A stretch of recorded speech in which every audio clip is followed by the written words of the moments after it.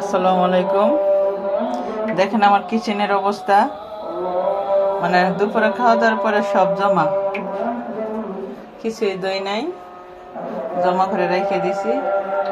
এখন কিচেনটা পরিষ্কার করব, করে রান্না বসাবো।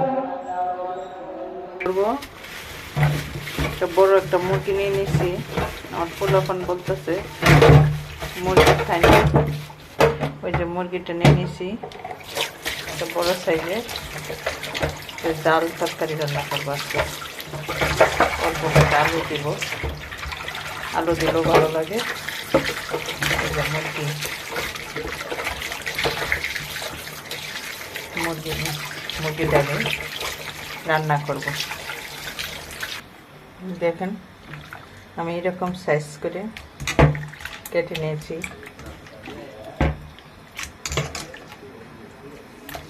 এখন আমি তেলে ভাইজা নেব।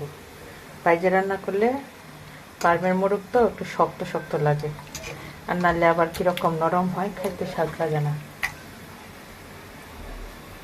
কড়াইয়ে তেল দিয়ে দিছি।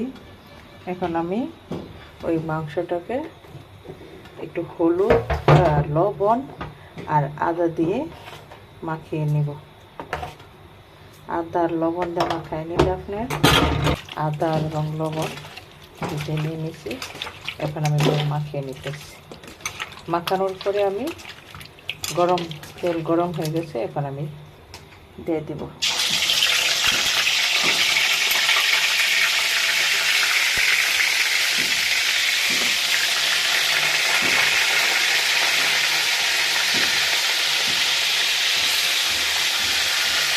এখানে আমি আমার মেয়ে পেঁয়াজ রসুন সিলাই রাখছে, আরও 2টা পেঁয়াজ নিতে হবে।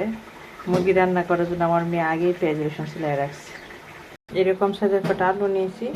ওই আলুটি আমি গোস্তের মধ্যে দিব, মুরগির গোস্তের মধ্যে দিব। আলু কেটে নিয়েছি এরকম সাইজে। আমি আলুটা গোস্তটা হয়ে গেলে পরে আমি বাইতে নিব আলুটা কড়াই দিয়েছি। মুরগি ভাজা হয়ে গেছে। এখন একটু হলুদ আর একটু লবণ দিয়ে দিলাম। আমি এক সাধারণ মেয়ে, আমি যা রান্না করি আমার নিজের ব্রেনে দিয়ে রান্না করি।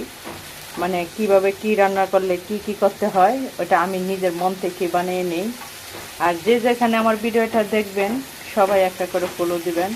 আপনাদের সহযোগিতায় আমি আগাইতে চাই, কারণ আপনারা যদি সহযোগিতা না করেন, আমার ভিডিওটা দেখে গেলেন, একটা ফলো দিলেন না, একটা লাইক দিলেন না, একটা কমেন্টস করলেন না, তাহলে আসলে আমাকে খারাপ লাগে যে আমার ভিডিওটা মনে এখনও তো ভালোভাবে দেখতে পারি নাই।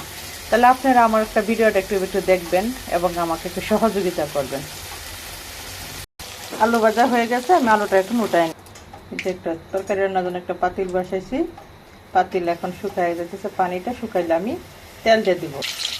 তেল দিয়ে দিচ্ছি কলা পেঁয়াজ। আর আমি এখন তরকারি রান্না করি একটু পেঁয়াজ। আমার একটা সেট নিয়েছে ছোট্ট, ওই সেট নিতে আমি সব সেটটা নিই। ওই যে সেটটা নিয়েছি এটা আমাদের 3-4টা তেজপাতা দিয়ে দিচ্ছি, দারচিনি এলাচি ওইগুলো দিয়ে দিচ্ছি। এখন আমার পেঁয়াজটা যে চেঁচা ছিল ওইটা আমি দিয়ে দিব।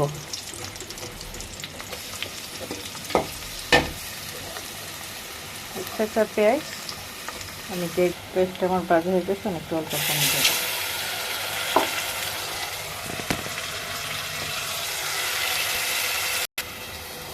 মরিচের গুঁড়ো, হলুদের গুঁড়া,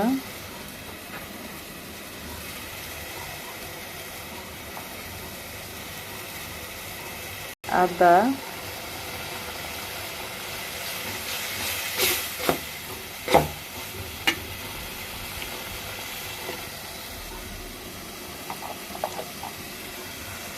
স্বাদ মতো লবণ,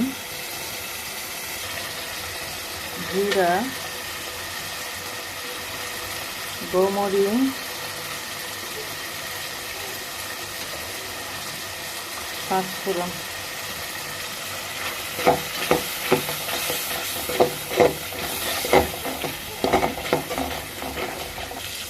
রাঁধুনি শুল মশলা কষা হয়ে গেছে। তরকারিটা দিচ্ছি রোজ এবং আলু। তরকারি কষা হয়ে গেছে, অনেক অল্প একটু জল দিব। ফার্মের মুরগি এত জল ভালো লাগছে না। আমার তরকারি রান্না হয়ে গেছে, দেখেন কত সুন্দর একটা কালার আসছে। এভাবে রান্না করবেন, খেয়ে দেখবেন, ভালো লাগবে, খুব স্বাদ লাগবে। ধন্যবাদ সবাইকে।